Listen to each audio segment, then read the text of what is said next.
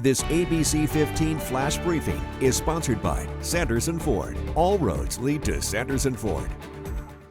I'm Javier Soto with your top stories from ABC15 Arizona. And the big story tonight involves your voice, your vote. One of the most closely watched races in the nation is still extremely close. In the Republican race for governor, Kari Lake has declared victory, but this race has not officially been called yet. Well, to another big race now, the Republican Senate primary. This one was called last night for Blake Masters. And tonight, Jim Layman has conceded, putting out this statement saying, "I am grateful to Arizonans for welcoming me into their homes and businesses. I am thankful for our God for giving me the ability to run. I am proud of our staff and volunteers who worked for our noble cause." He goes on to say he'll support Masters in the general election, who will face incumbent Mark Kelly, who ran unopposed in the primary. Well, Pinal County is still counting votes after their primary had some major ballot issues. Tuesday, we heard from dozens of voters who showed up to vote in person, only to find there weren't enough ballots. The county was sent scrambling to print more. ABC 15 was told the elections director, David Frisk, is in charge of ordering the proper number of ballots. Look, it's human error. Quite frankly, we underestimated. That's what happened. There were more people that showed up than we thought were going to show up.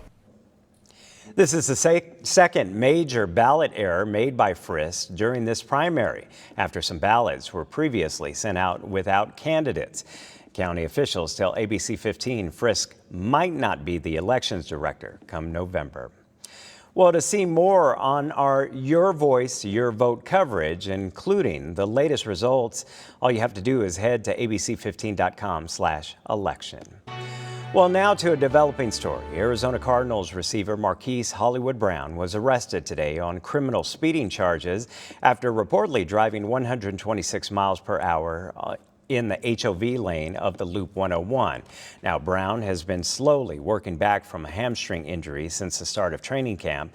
On the first night of the NFL draft, he and the 100th overall pick owned by the Baltimore Ravens were traded to the Cardinals for Arizona's first-round pick. Well, our Operation Safe Roads team going in depth tonight, breaking down what criminal speeding actually means. In Arizona, it includes driving above 35 miles per hour near a school crossing or driving above the posted speed limit by more than 20 miles per hour. The consequences could be a fine or even up to 30 days in jail. Well, now to the latest on COVID-19 here in Arizona. The State Health Department releasing its weekly updates, reporting more than 15,000 new cases last week. That's closer to what the numbers were nearly a month ago.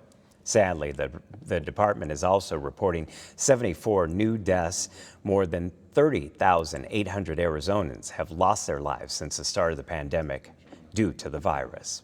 Well, 10 Arizona counties, including Maricopa, Pinal, and Coconino, are still in the high community levels of spread, according to the CDC, which means face masks are recommended indoors. Well, meanwhile, the CDC is giving the University of Arizona $22 million to continue studying COVID-19. This grant will allow the university to continue the Arizona healthcare emergency response and other essential worker surveillance into a third year of COVID research. Got the training. I'm in a Jeep, so it makes for good mud and fun. Monsoon 2022 making an appearance after a short hiatus. Some downpours hitting parts of the East Valley today, like Queen Creek and Santan Valley, but the storms not lasting too long. And in northern Arizona, ADOT going high-tech, working to clear out the mud after flooding along the Museum Fire burn scar in Flagstaff. Crews using a remote-controlled machine, check this out, to get the mud and debris away from the highway. Back in your forecast, I'm Chief Meteorologist Amber Sellens, and we've got another chance of some overnight or early morning storms tomorrow. Here's a look at Futurecast about 2 o'clock in the morning, showing that chance as we see storms push in across central Arizona. We could see it linger even through the morning commute, and then we'll see more chances for storms throughout the day here across the valley and across the state. The storm chance for tomorrow up to about 30% here in the Phoenix metro area, and we'll see an even greater chance, it looks like, as we head into into the weekend. But tomorrow we'll start things out in the 80s, end up in the low 90s as early as 9 a.m. and then hit the triple digits throughout the afternoon.